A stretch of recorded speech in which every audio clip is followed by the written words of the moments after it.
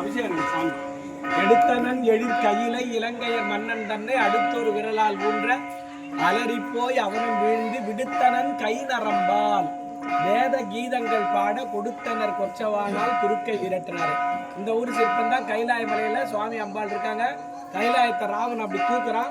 சுவாமி பயந்து போய் சுவாமி அப்படி கட்டி பிடிக்கிறாங்க பாரு, மேல அம்பாள் போய் கட்டி பிடிக்கிறாங்க பாரு. ஒண்ணும் இல்லைன்னு சொல்லி கால் கட்டவர் நகத்து நுனியால அப்படி சின்னதா ஒரு பிரஸ் பண்றாரு, அமுக்குறாரு. அவருடைய தலைகள் அத்தனை நசுங்கிடுச்சு. அப்போ ஒரு தலையை உடைச்சி ஒரு கையை உடைச்சி நரம்புகளை பிச்சு நரம்பீசை போட்டு அதுல சாமகானம் பாடுறாரு. சாமகானம் பாடின உடனே இறைவன் மகிழ்ந்து அவருக்கு அதை அவனை விட்டுட்டு அவனுக்கு முக்கோடி வாழ்நாளும் ஒரு வாழும் கொடுக்குறாரு. அந்த இருக்கார் பாரு, அவர் தான் திருநாவுக்கரசர் பக்கத்துல. அவர் தான் திருநாவுக்கரசர். அவர் தான் வாகீச முனிவர் பக்கத்துல. அவர் தான் இந்த அற்புதமான காட்சி இங்க மட்டும்தான் இருக்கும். அது போல தலை கீழே கை நரம்பால பாடினாருன்றது தான் உண்மை.